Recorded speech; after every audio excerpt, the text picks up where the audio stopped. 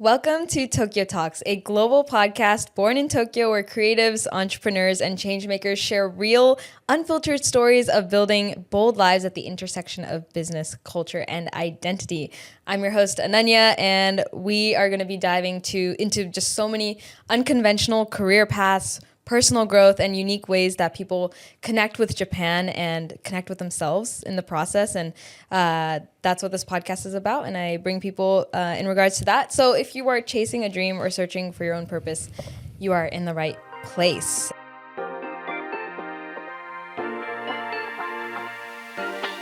And today we are in a special set.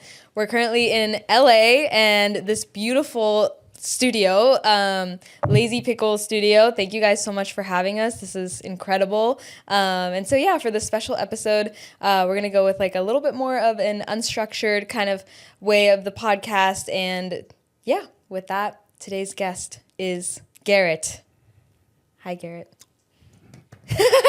Yay. Garrett is the founder of GOSHI. He's also huge in the entertainment and music industry in LA and Tokyo, and has incredible, stories and connections to Japan, and is someone that I related a lot to in that way. And so I thought we could have him here today and kind of share his story and learn more about how you kind of built your career, but also just your personal attachment to Tokyo and kind of how you've connected with Japan over the years. But yeah. Thanks for coming to the podcast. Thanks. This is the second time we're meeting, by the way. Yeah. This is the second time.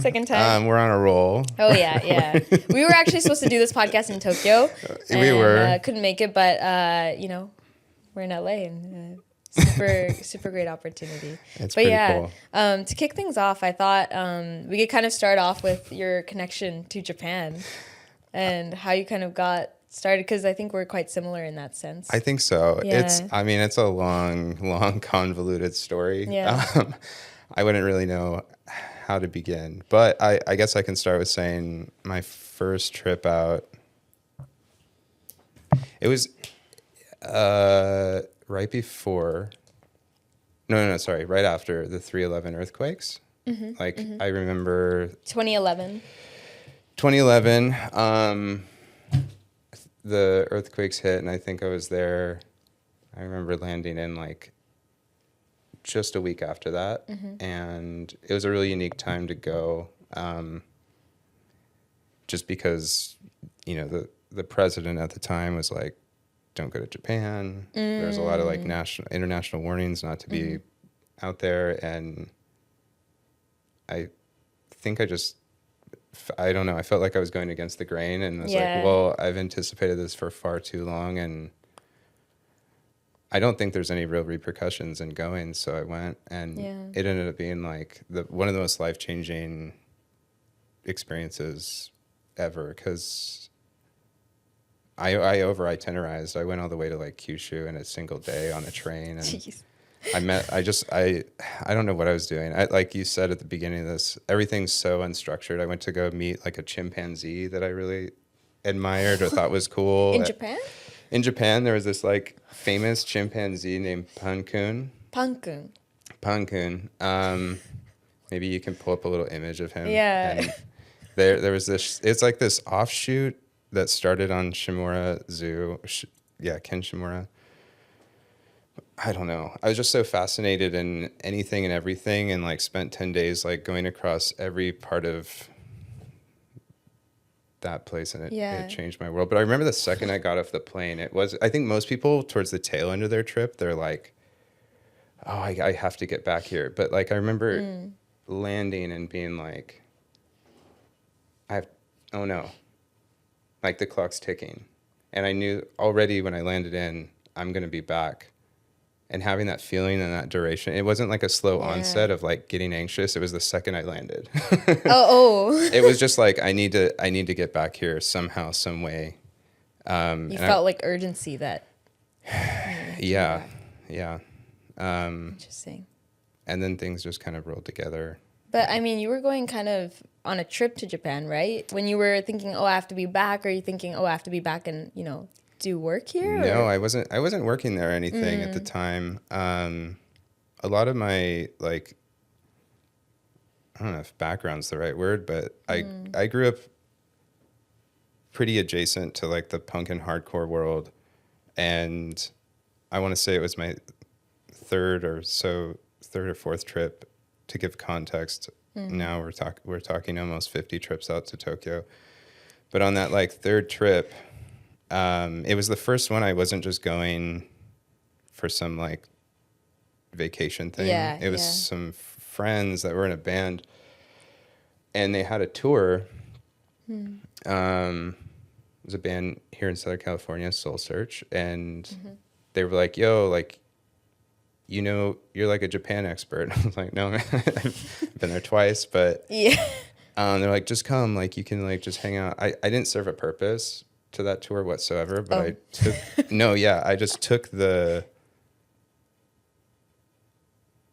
like jump in the van mentality and just wanted to go. I had like a full-time job at the time and just didn't care. I think What I was were you like doing at the time?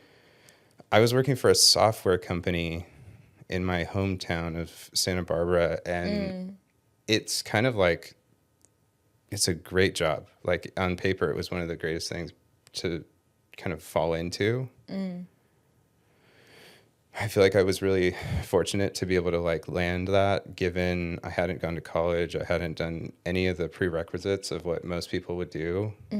But right around the time of traveling to Japan, especially that trip, I quickly started feeling unsatisfied With your current life. yeah, Yeah. and seeing like the bigger picture or the dream or the goal, Yeah. not knowing what it was, just knowing like having this full-time career thing that's very stable and being like 22 or whatever it was just didn't feel good. Yeah. I felt like volatility is something, it's weird, but I was like, I need to feel unsteady. Like I don't want to feel too, it's not being complacent. It was just like, I don't want to feel content yet, even though Oh, interesting. now I admire anybody who feels content. I wish I could feel that feeling. again in the way that I did at one point, Yeah. because I feel like I've seen and been around a lot now where it's hard to just sit with what you have. But yeah,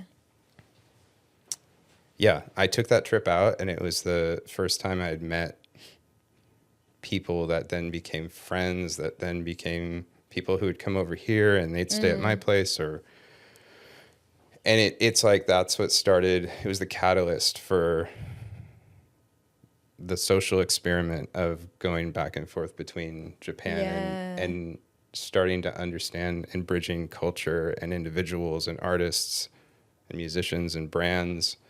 So that became your role. Like you were kind of there connecting people back and forth. And there probably weren't a lot of people doing that in the first place at that time. No. And if there were, they were like a lot of domestic Japanese companies who, you know, I think what they do is great, but I think they had a hard time understanding the U.S. mindset or even just the international mindset. There's people that could do it for sure, but really few and far between. So you just had people on both sides scratching their heads, not knowing how to make a deal work or how to make a situation feel more satisfied.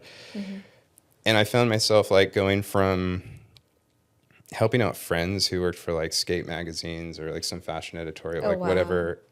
They'd come out to These are LA. Japanese magazines?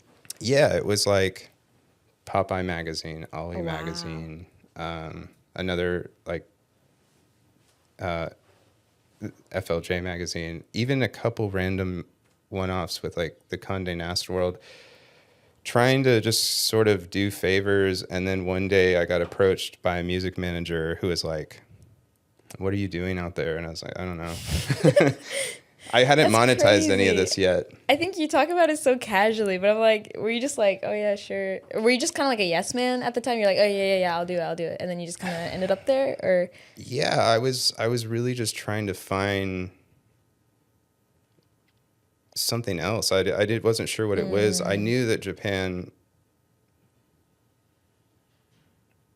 for whatever reason, was something I always looked at through the window and thought, wow, it's really cool over there. And then once I was there, it started feeling,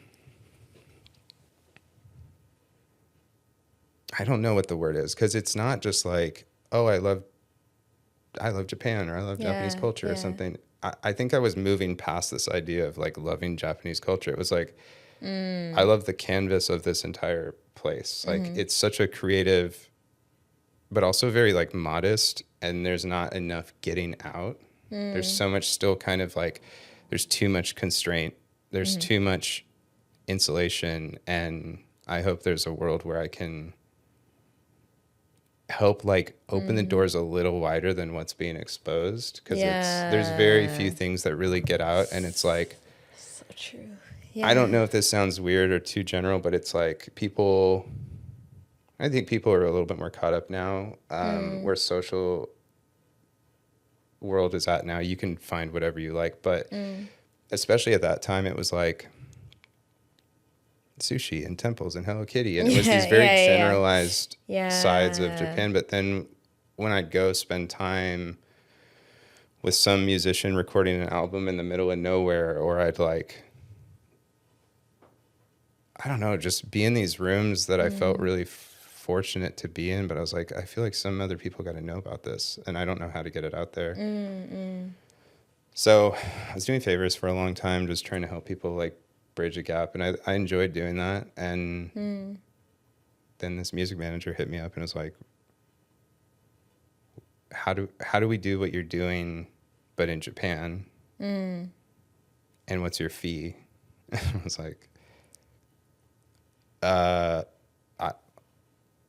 let me get back to you. The fee is I had no clue what to say, and I remember just like there was no person to bounce these ideas off of, even today. Oh, even today? Yeah, like people come asking me for some of this advice nowadays, and I'm like, I don't know. It depends how bad you want to do it. Like, don't get greedy. Don't get too. So true. I mean, there's a point where you kind of have to put your foot down, and you have to like afford to live. But if you're really trying to do something different, don't get in your head about getting rich or any of that stuff. Like, just to go for the bare minimum. And that's sort of what, your foot in the door. Yeah, I just threw out a number, and it was such an immediate yes, and I was like, you know, like I should have said something a little higher. It was too quick. But I ran with that for a long time. And once that artist worked out, it was cool. We ran that for a while, and then other friends kind of adjacent here in LA that knew me were like, why are you going out to Japan all the time? Like, what is this? And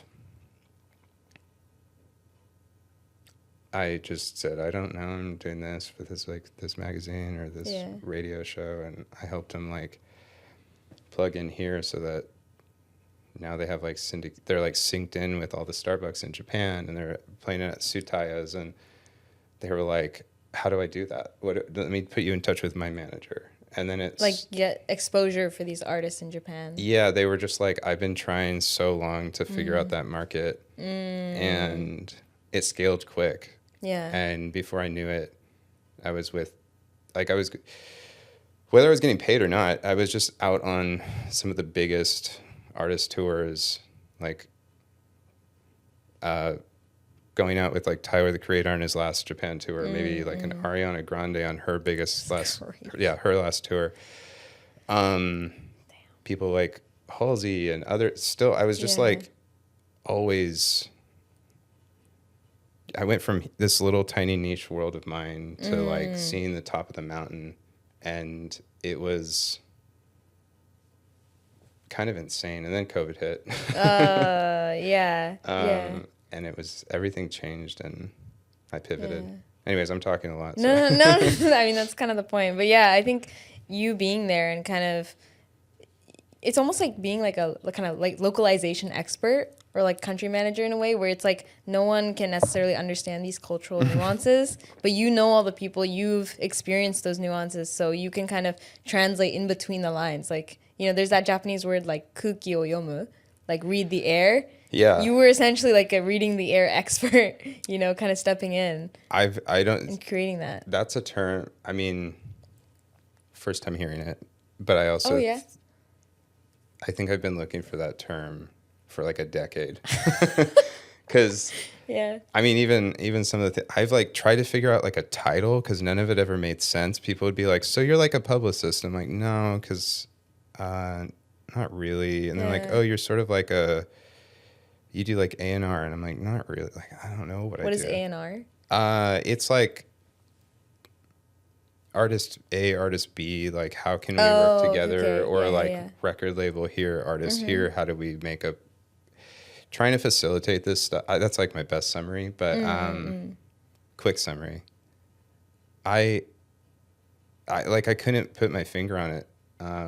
So I was like, I'm like a consultant, I'm a liaison, I'm a whatever, but like Yeah.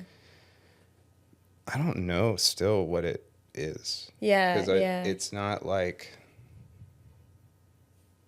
I would find myself waking up and being in this like meeting room.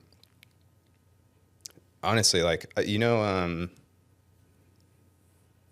what's the new Miyashita Park? Miyashita Park. Yeah, yeah, I yeah. remember like going and seeing like the schematic build and layout for this property, and we Yeah. were trying to figure out. One of the artists I was working with was gonna open a store, and I was sitting in these boardrooms with all these executives like in suits, and I'm just kind of dressed like this, and it was weird. And then like the day would progress, and then I'd go meet up with like this random art kid, and then at night I'd be in a room of like all these people singing karaoke and like old naked men running around, like, and then wake up the next morning and like repeat. Oh wow. It would just be like having, like you've said this before, but very chameleon like, where I'd have to be adaptive to whatever the situation was. Like, okay, now I'm like boardroom executive. Yeah. Now I'm naked old man pee-pee guy. Okay. Now I'm but like that fluidity of being able to be any and all of it is what I think made people kind like it confused a lot of people, but I also think it dialed in trust in weird ways. Yeah. Where people I think just could understand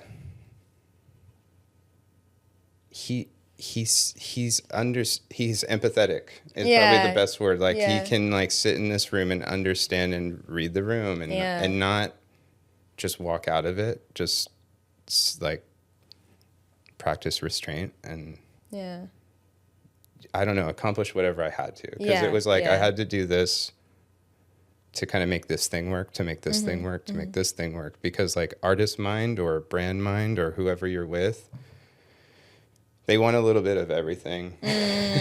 What does that mean? I think like everyone wants to grow their profile, eventually like monetize, get bigger, this. But in artist world, you're constantly trying to inspire or surprise or shock or whatever it is. So when you're around someone, I think, that can do all of that, like there's very few people in my world that I've been able to be in those same rooms with, and I'm like, yeah, they're comfortable. This is cool. Like they can do it all.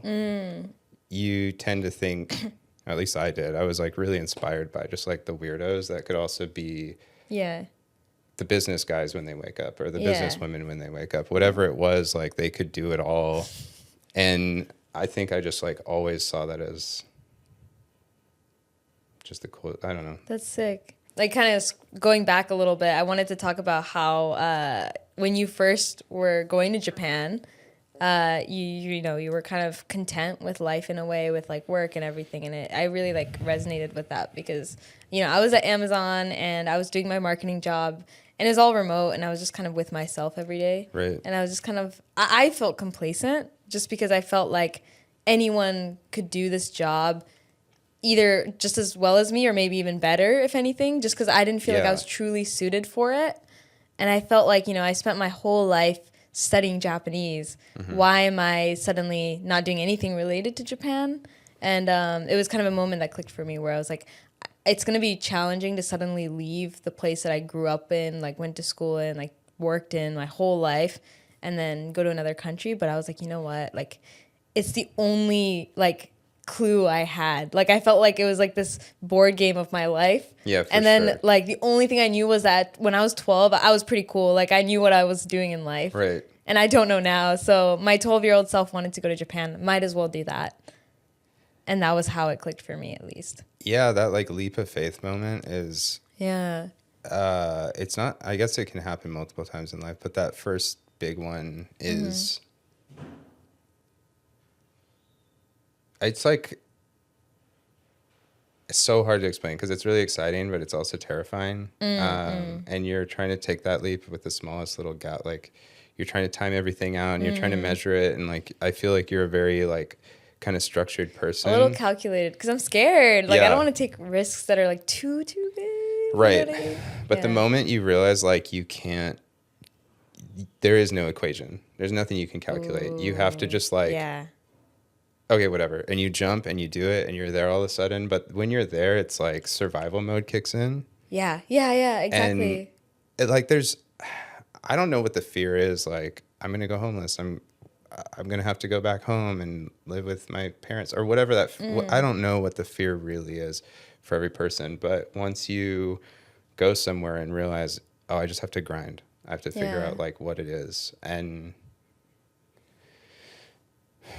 I think most people can do it. It's just like you can't spend your life sitting around and wondering because then you'll get to like an age that I'm at and then you'll try to do it at that age. And it gets it's a lot harder because like Yeah. you that's so might have true. more commitments. You might just like where life is in general. But if you're doing that around your age or where I was Yeah. at that time, it's a whole lot easier because Yeah. you can afford to go broke. You can afford to take on debt. You can afford all this stuff is a lot easier and you can worry about it later on. It's the same thing with like kids going to school and paying off student loans until they're like halfway through their life. Yeah. I'd rather Yeah. have, I didn't really take on any, no, I didn't take any debt, but like if I did, I'd rather have it been with like long form life experience that was this crazy unconventional route. I don't know. Yeah. To each their own, but I think if, I'm not trying to sit here and inspire anybody, but if you're on the fringe or you're considering jumping ship to try something else, like, I don't want to put an age to it, but if you are feeling young, just do it. Like, I don't think there's any, you're not gonna regret it, I don't think. Yeah. Because one way or Just the do other, it. it's not like I say this stuff, I failed plenty. And I think it's like failure is imperative to the experience. Like you have to fail in order to like Yeah. get to the next thing. If you're one of those really fortunate people and you never experience failure, you're like, that's cool. But That's cool, I guess. Yeah. but then you also like lose perspective of like it's hard when Yeah. you meet those people who really just like got Had the it all, I like guess. they won the lottery essentially. Yeah. They're not just in the 1%, they're like this unachievable Yeah. Unachievable like percentage. and you'll just never relate to them and in the same like they'll never relate to you. You can be friends with these people, but it's never gonna like really click in the same way. Yeah. But I mean, yeah, I think it's just doing it and kind of seeing where it goes. Like you can't get to that point without failing, or at least like trying a lot of different things. At least that's what I always say to people who are like, I don't know what to do with my life. Or at least when I felt like I was like, what do I Yeah. do with my life? I'm just going to try as many things as possible. And then I figured out what I hate doing, what I like doing. I've had to be in like certain work situations where it's like, this is awful. Like I don't really like this at all. I know. And then, I take it again just because, it makes money and I need to survive. And then eventually I get to that point where I can like, fend for myself. I'm good. Like I don't need to take these things, and it just grows, a little bit over time. Did you have that? I don't really know. Like when you moved, had your platform been scaling yet? Yeah, I think I was doing content while I was working my full-time job. So I was about at like 100K on Instagram. In California? In California Okay. before moving. So I had like a little bit of a platform. So it helped a Right. lot when I was in Yeah, Japan. for sure. Yeah. Was that, but so you had something kind of in motion, then you moved to Japan, and then you had just that. Did you, because I would imagine when you were in in the US still, you were kind of diverting attention between both. Yeah, Like yeah, full-time yeah. job, I'm going to Yeah. make some content over here. But then when you committed to the change, I mean, I'm sure there was resistance here and there and some failures once in a while, but like for the most part, you just saw your stuff like. I mean, I was also still working a full-time job when I moved to Japan. Like I worked at a startup for a year.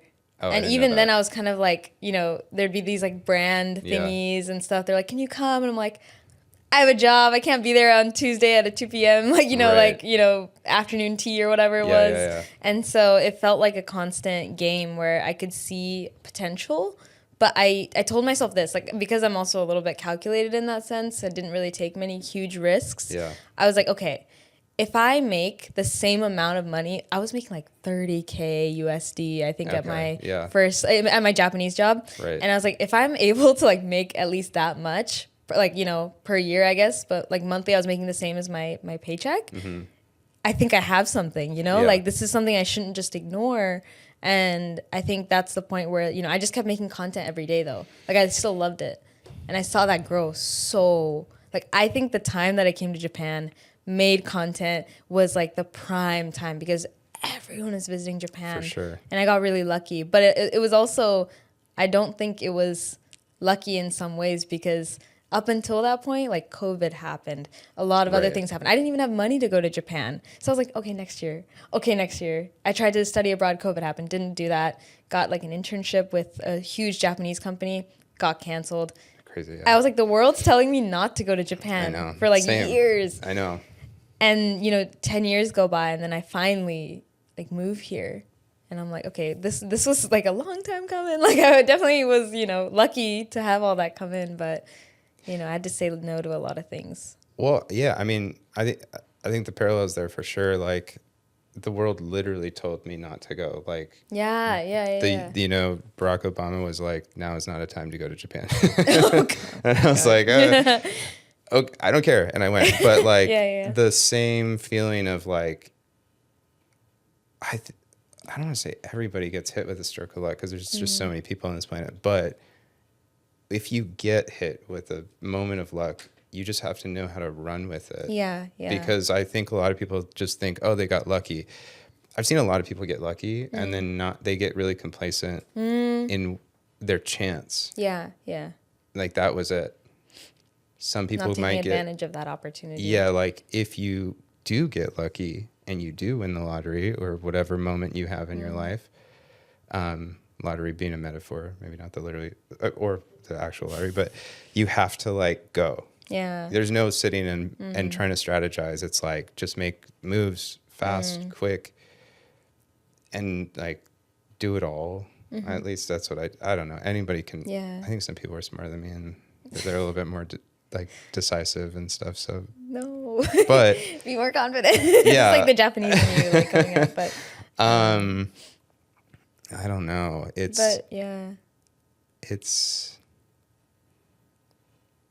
Yeah, you just have to like go with it when it hits you, because if you don't run, you'll live in regret and be like, I should have, and you don't want to sit with that. Yeah, I think that's what I live by as well. It's hard to like almost picture that, but I think just living with that idea that like, especially I think people who are lucky are people who have a lot of time right now, Right. and the opportunity to explore different things, different hobbies, whatever it may be. But yeah, like coming back to your story after, you're doing all this music stuff, entertainment stuff, how did you go to big being, pivot. to Goshi? And could you also explain a little bit about what Goshi is? I'm gonna say one more thing. Yeah, Just go ahead. About what you were Yeah. saying about like having your full-time job and also getting invited to these like, content related. I found myself in a position like that at one point. I'd moved from my hometown of Santa Barbara over to LA And I was taking on the same kind of like, I was working for another couple software companies, and I was playing really big risks with it, where like I had depleted my paid time off. I had also depleted like my sick days. Like I didn't know what to do anymore. And I just remember getting to this point where I got asked to go on this tour. I don't know who it was at the time, but I'd be a fool not to like say yes. Yeah. And I looked at the risk of like, okay, if they catch me, my plan was like, I'm going to call in sick. Okay. And I remember being like at the Park Hyatt in Tokyo, like sitting in this hotel room on this tour with this artist, whatever. And I was like calling from the hotel, and I was trying, like the time zone's different. So I was trying to call in the morning here in LA and I was faking being sick. And it was like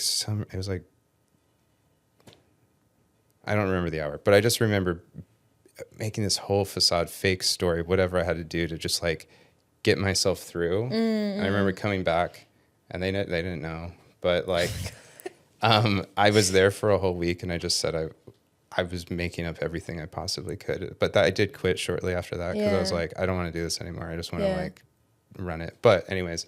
But you realized like in that moment with the opportunities you were getting and everything. Yeah. Like I maybe that's frowned upon. I don't know. But like, I still think that if you really want to get somewhere, sometimes you just have to like do the wrong thing to get to where as long as it's not really hurting anyone. You have to take certain, like, you have to do certain things to get there. Yeah. Yeah. Fair. That's like, going into Goshi. I feel like that's kind of that like owner, founder, CEO kind of mentality of like, you have to make hard decisions with like hiring, firing, going different directions and avenues, like, financial decisions where it's like, I need to hold this back in order to do this, or like, and it's hard because you don't, I don't know if everybody's equipped for it, and I don't know if I am sometimes, but regardless, COVID hit. Every client I had, with the exception of two, like I got like 3 phone calls in a day, and they're like, hey, like we're not going to Japan anytime soon. We're really sorry to do this. Like, we're not just letting you go, we're like letting, which made me feel better, but I don't know if it's always true. It's like we had to cut a lot of things because we don't know how long this thing's going to go. Like totally understandable. But I had this thing in my back pocket where I was thinking, working with different musicians or bands, I saw production work being done in Japan, and then found myself not just looking at it, but being a part of it. Yeah. And I was becoming very acclimated to Japan, bringing things back for friends and family. Like it would be snacks or this or that. And you see a lot of businesses like those snack boxes are very popular. They're very trendy. Like, it's cool. Like exporting things is a big part of like any sort of business and infrastructure. But I found one thing I was bringing back for people that I really couldn't find here. Yeah. And it was something as simple as just this like 4-foot washcloth that exfoliated your back, which most people in the States, I've heard this so many times, they'd say, I feel so clean. I guess I've never washed my back before. Or like, oh, you got to bring another one of those when you get back or whatever. Like, and this happened for a year or two. And then finally like a light bulb moment happened while I was taking a shower, trying to figure out my life. And like, what do I do? What do I do? Yeah. What do I do? What do I do? And I had some of this lined up, and I hit the go button. Like Goshi was launched on Kickstarter. I had filmed some content and stuff. Luckily, like months before, I was really fortunate with that. It's one of those things, like stroke of luck. Now you have to run. Yeah. I've had this package of assets and material to launch a brand.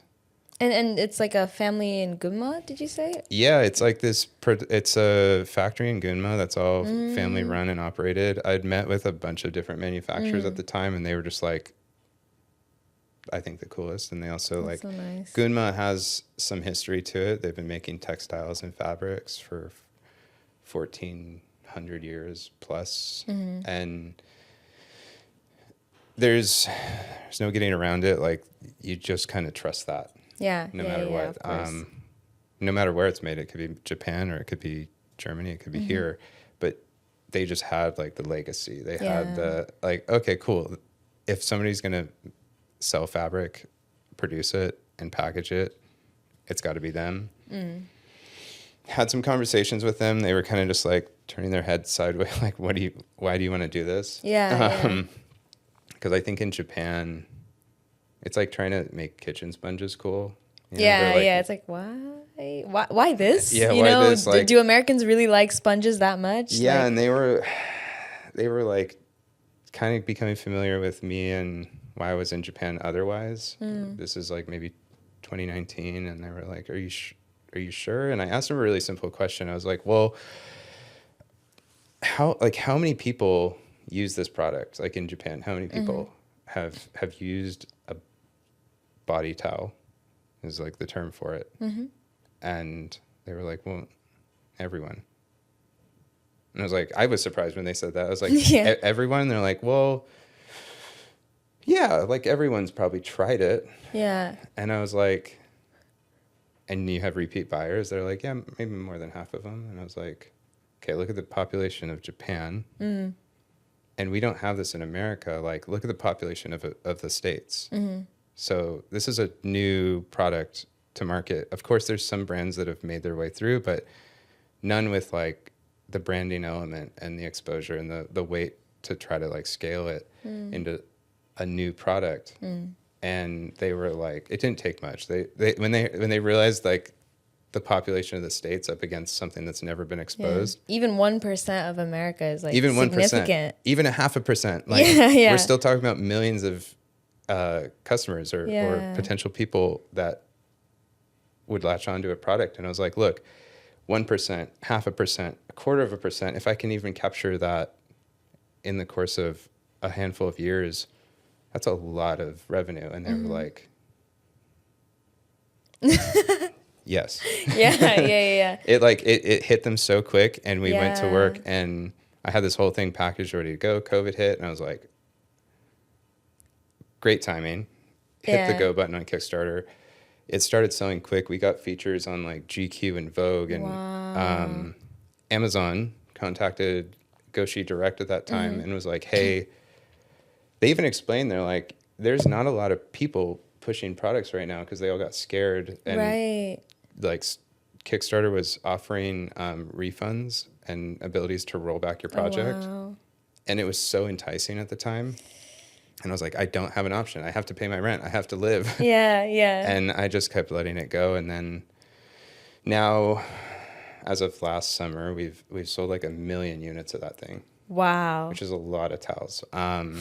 We've been on like the Today Show and Good Morning America, like cumulatively maybe over 10 times between those two platforms. And have done projects and collaborations with like Tyler the Creator, Dr. Wu, Friends with Animals, Brain Dead, like soon some like pretty cool Japanese brands and stuff. Yeah. Finally. But yeah, now it's gone from just like one hero product being the towel to like we have body wash, we have lotion, we have face care, we have skincare. The whole it went from being a product to like a brand in about 5 years now.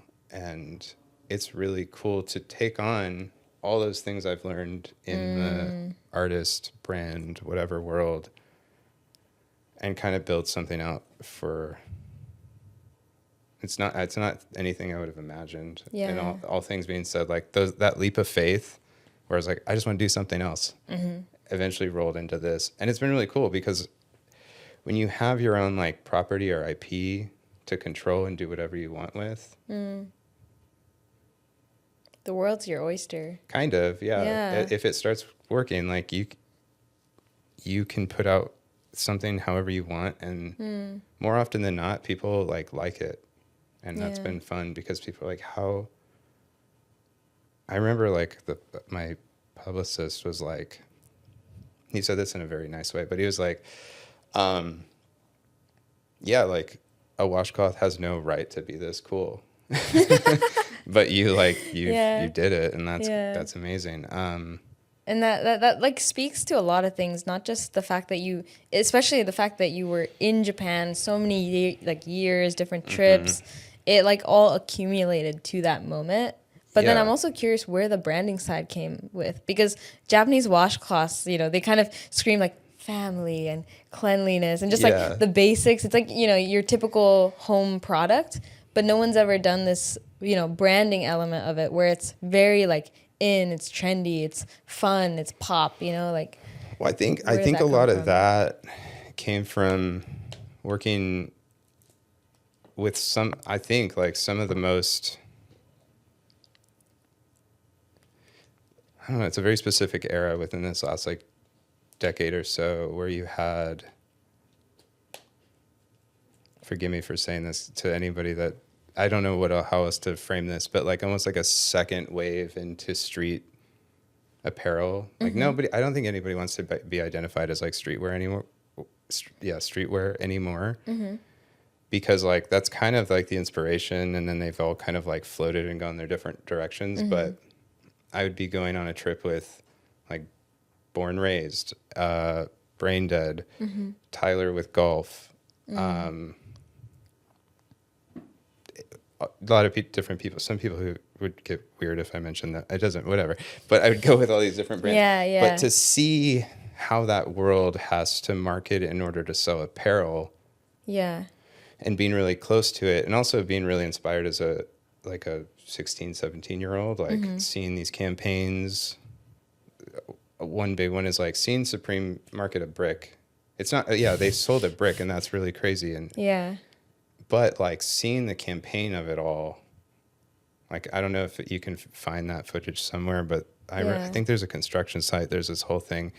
Seeing Born Raised take over like the Santa Monica Pier and have their logo, like these aren't even difficult. I don't want to say that's not hard to do, but like capturing whatever it is that you like, Brain Dead will do something with a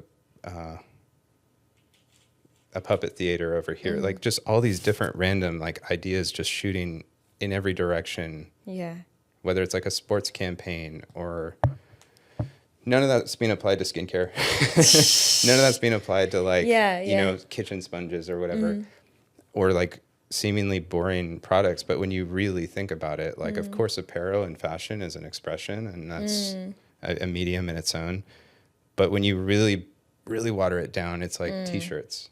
And the fact that they can put out enough expression into a drop or whatever that cultivates a mass audience the way it does, I don't think it can be replicated onto a towel.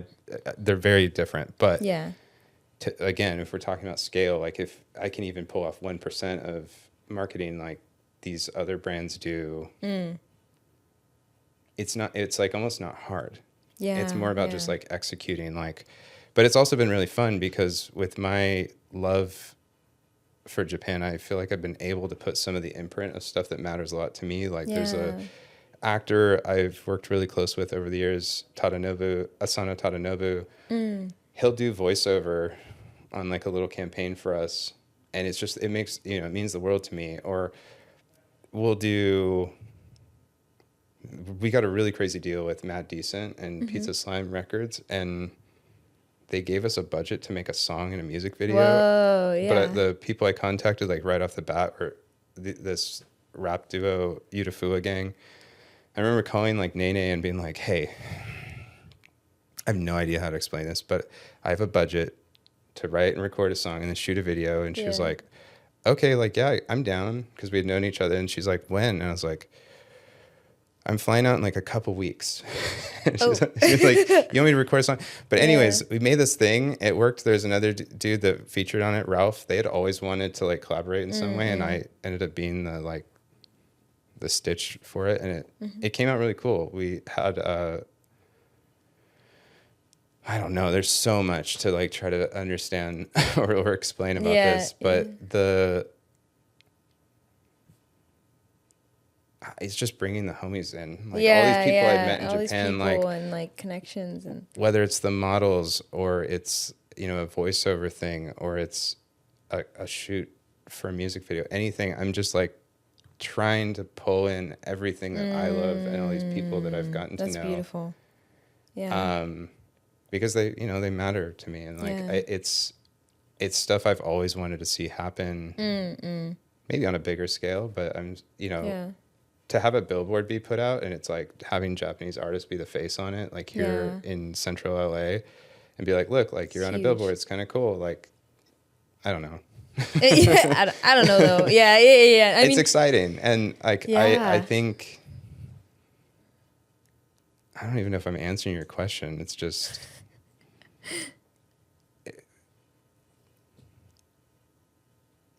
I feel like I've just it's the same way I'm answering this. It's like I've had all this pent up like energy to try to like put something out. Yeah. And it's coming out in a very like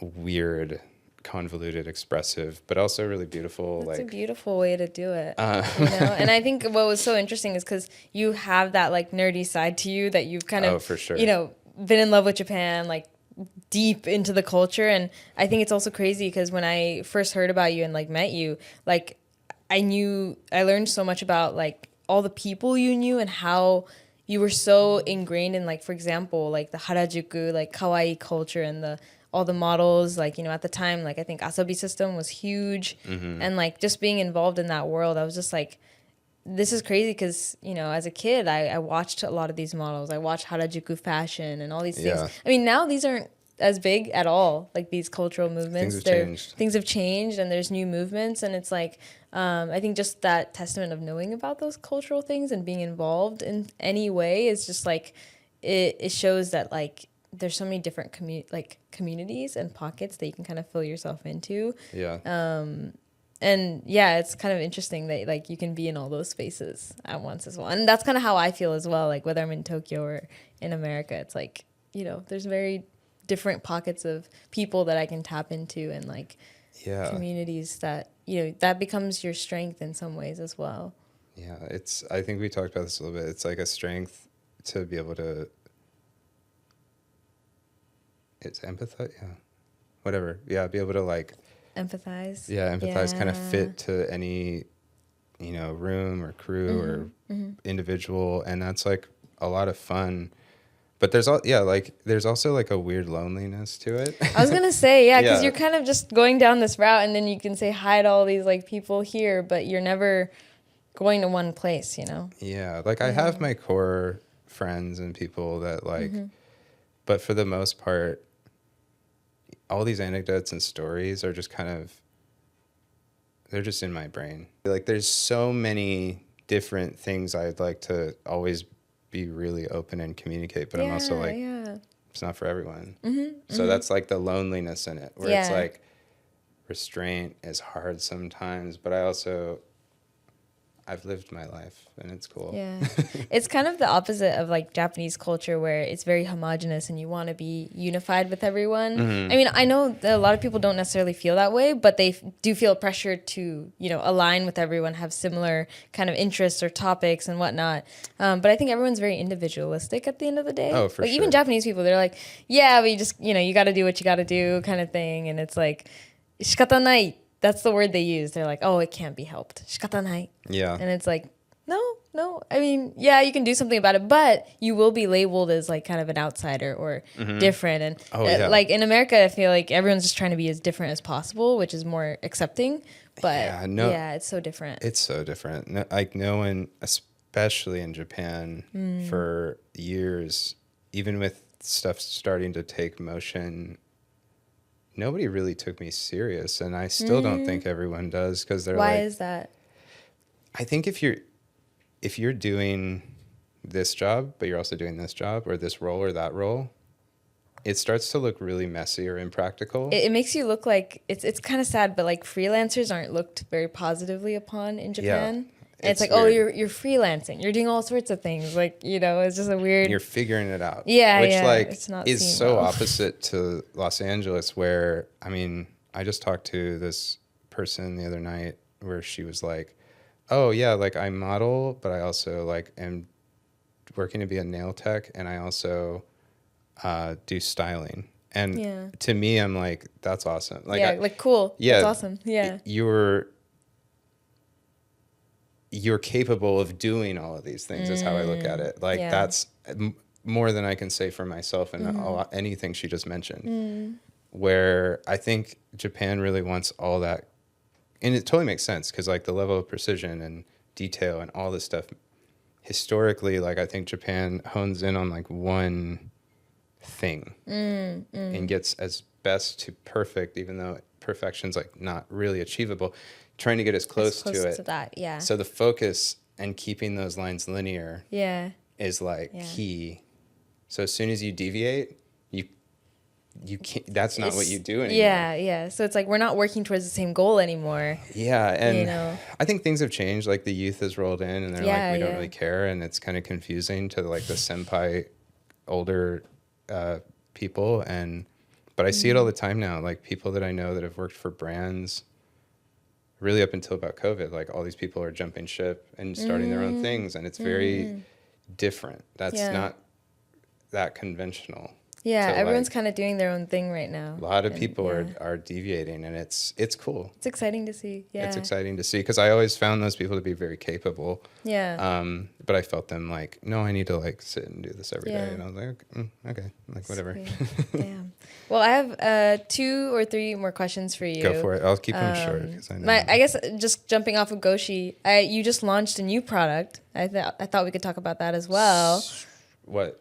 Oh, the coffee. Oh, yeah. technically not out yet. Oh, it's not out yet. It'll Oh, be, okay. It'll be out in about a month from now. Okay, So maybe yeah, it times might be out soon. Yeah. Yeah, it's a whole different brand. Oh, okay, completely different. You're starting. Completely different. I think similar to what we're talking about, like living on constraints of like, Goshi is great. It's skincare, and I think I've like put it into a good position, and I think there's plenty of room for it to keep scaling and continue to put out things that are very much in that world. And I work with a team that I have complete confidence can keep making all these things work. But there's other verticals that I've Been always wanted to interested in, kind yeah. of touch and be present in. And one of those, for whatever reason, is like reusable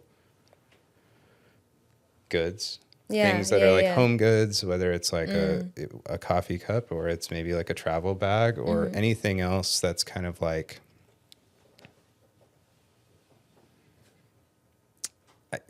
I don't know. It's like going to Japan and going to Muji. Yeah, yeah. Everything's like very affordable, looks good, whatever. But I always found like there's Muji, then there's like luxury, and there's nothing really quite in that in between space of like interesting. contemporary luxury home goods, reusable products. Of course, true. Reusable products tend to be a lot more like simple and just like you know, not as much luxury. There's nothing there. That's a good point. Yeah. Like for the last, it's been a long time now, almost like 20 years. I've seen things like the reusable cup world. Like even when I had that office job, I was always bringing like a little reusable cup to work. But everything in the States is very like rugged and engineered, and Not you can run kind. over that thing with a truck. But why? You know? But like, why? Why do you need a of car course- to blow up and then have your mug still okay? Yeah, I think that stuff is practical and very cool in its own way. But I also found that when you go to Asia or Europe, everything's a little cleaner. Yeah. Like everything's a little more contemporary. Lines are more simple.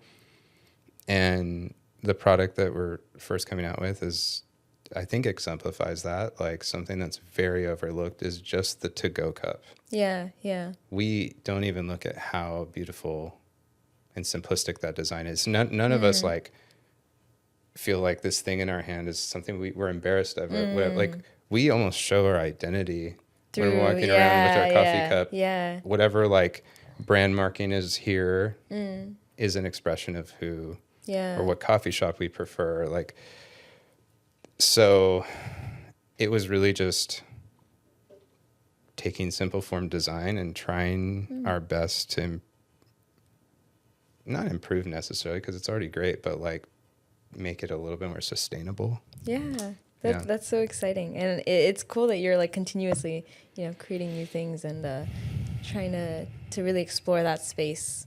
Trying. Yeah, yeah. But my other question to you before we kind of wrap up is, I've met a lot of people who are foreigners in Japan or have some kind of connection to Japan. And I think it's always interesting whether they choose to live in Japan or choose to live somewhere else and visit a lot. So I guess my question for you is, why do you choose not to live in Japan and instead visit? You've done over 50 visits. Yeah. Is there a reason you stay in LA? I think there was a moment where I really wanted to. And I think even like right before COVID was approaching or it hit, I was contemplating if there was a moment where I could like maybe make the jump or if I really wanted to. But I think a lot of people would call this like the honeymoon phase. It had long since passed. Like, Yeah. I feel like I love Japan. Don't get me wrong whatsoever. I just like I like most anywhere in the world at this point in time. Like, but I think what I soon realized is just the same way the States has their issues, which are pretty bad here and there. Japan also has complexities where like not all of that is easy to know about or find until you're there. And that feeling of like having to be linear and being focused and kind of disciplinary in one role, I can't change a whole country in the way they think. I can't do it. I can just kind of, and I could sit and try to fight that, and maybe they'll make a movie about it one day. I don't know. But I'm like, no, like I just need to go live my life. Yeah. That's what suits you. Yeah, I'm not fits gonna. you. Yeah, I don't want to be this like I'm gonna change everything guy. Yeah, like yeah. it's I don't want to change very much, if anything. And the other thing is once you're there, some of the excitement that's either applied to you in the room or just like your general fascination, it fades a little bit. I don't know if you feel this ever, but like I think we're trying to do that in some ways. I do that all the time where I'm like, Yeah. I don't want my curiosity and excitement for Japan to disappear. yeah. So I'm constantly just trying to look at things in another lens to keep that excitement going. Yeah, and I think It's so valuable. for sure. I think like the practicality of like actually going back and forth, there's an expense to it and it sounds so insane, but again, this is over the course of maybe almost 15 years now, so it's still a lot of travel. But Goshi, for example, is based on a product and something that its grass is always greener. I have to kind of be stationary here in order to sell it to the States, because in Japan, it's not as viable until you like maybe make it cool here. Yeah, and then bring it there. Then you bring it there, and then Yeah. it kind of can trail like that. But if you're selling a commodity that's already familiar, It's not gonna. even a reusable cup, you can go to Japan and you can go to like a Loft or a whatever store, and you can find so many examples of what I just described. But in the US, we don't really have much. So like Yeah. there's a practical reason. Yeah. But it makes sense. I'm in the same boat, but the opposite, where I'm in Japan, but visiting America a lot. Yeah. And, there's different ways to go about it, and maybe this isn't the fit for me always. But, yeah, like... I'm not writing it off. I could still you could live still, there, just not yet. Not yet. Yeah. Yeah. Well, to kind of wrap up, I thought maybe if you have a piece of advice that you've received in life that really stuck with you, maybe like a life motto you could share with the class. All of those are confrontational. I don't know. I mean, I don't know if I have like a quote verbatim, but there's this one guy I have looked up to quite a bit. He's somebody who's quite a bit older, and he grew up in a different generation, and sort of like, I looked at what he did, and he had the opportunity. His name's Toshia Ono. And he's worked inside of a bunch of different like magazines like Rolling Stone, and he helped build Warp, and he worked for Fine magazine back in the day, like, and he had his own publication, FLJ. He kind of did the opposite, where he was traveling to the States all the time, like just jumping in the van and learning, and he'd go on tour with like Dave Grohl and the Foo Fighters or something, the Beastie Boys, like Suicidal Tendencies. Like he grew up with punk and hardcore and hip hop and rap and all this stuff. And he was one of the first people to really like get out of his comfort zone and go into a different space. And to see someone mirror that and see just how prospectively relatable he was, even though he's like a couple decades older than me, like he inspired me to just like, if he could do it, why not? Like, I don't know what that means exactly, but I just think like getting out of your comfort zone is probably the best thing anyone can do for themselves. Yeah. Getting out of your comfort zone. Yeah. Yeah, that's probably the summary. That's the summary. Getting out of your comfort zone. Yeah. Because I've just seen what he achieved, and I thought I could probably do that too, maybe in my own way. And that's what I got. I mean, that's beautiful. And it like took your world, like your life around so many different avenues, but in a sense, it all kind of like comes together in this picture. And, you know, I want to highlight people like that, where it's like, it's not just one path. Yeah. And, you know, if I was a kid listening to this, I'd be like, oh, I didn't know that these opportunities were possible. So thank you so much for coming on today. Sorry I rambled so much. No, not at all. No, that was great. Honestly, it's truly a reminder to like keep that in mind and you know, take that opportunity to get out of your comfort zone. But yeah, with that, thank you guys so much for listening to Tokyo Talks. If this conversation moved you, inspired you, or made you rethink your path, share it, subscribe, and follow for more so we can keep sharing inspirational stories. I'll see you guys next time. Bye. Bye-bye.